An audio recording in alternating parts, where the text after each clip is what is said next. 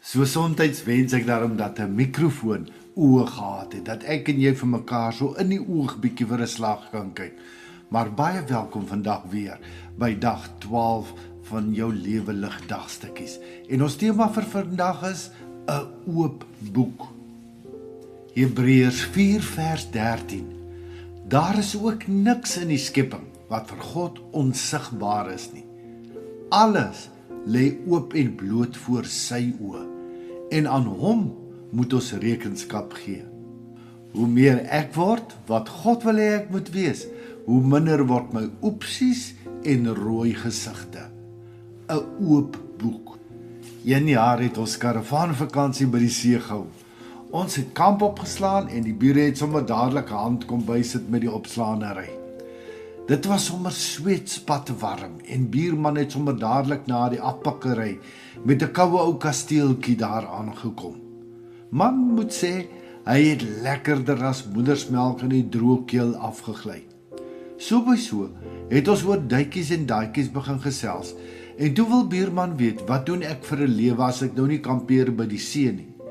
Ek het besef, nou moet ek eerlik wees, maar ek het ook besef, dat sou ek vir buurman sê dat ek 'n kanselman is, sou ek vir die res van die vakansie met sy opgedollede Sondag image moes saamleef.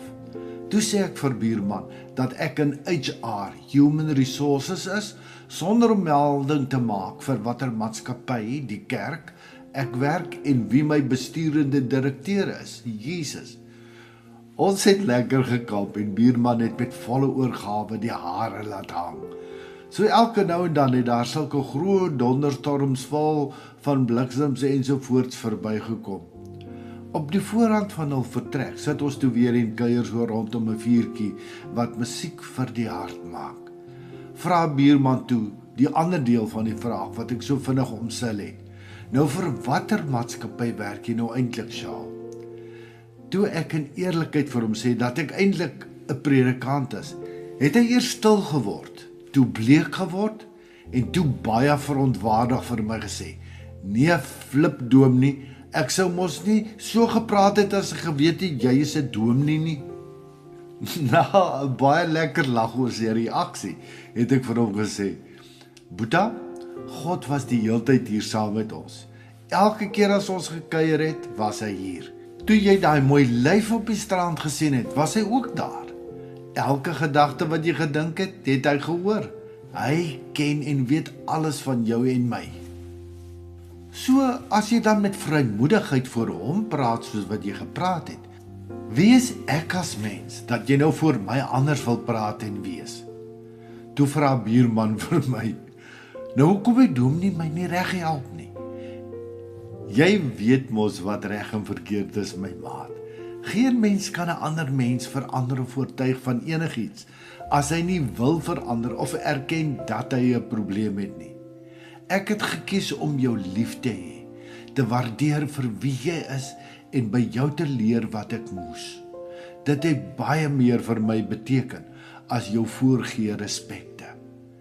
En toe loop die trane oor my en buurman se wange. Ek lewe liewer met regte egte trane as met 'n voorgee glimlag.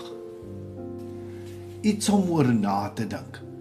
Hoekom dink jy, is dit vir ons so belangrik om in te wees en maskers by sommige mense op te sit?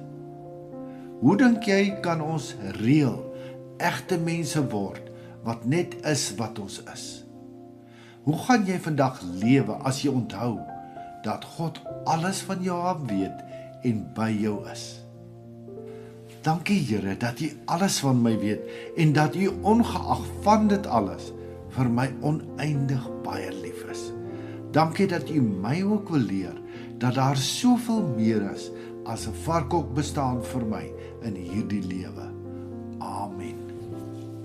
Kom ek en jy gaan leef vandag en elke dag van hierdie week met die styl van royalty, want ons is dit, koningskinders, in en deur Jesus, deur die werking van die Gees. Sakke vol seën vir jou liefde groete, Sjaal Botha.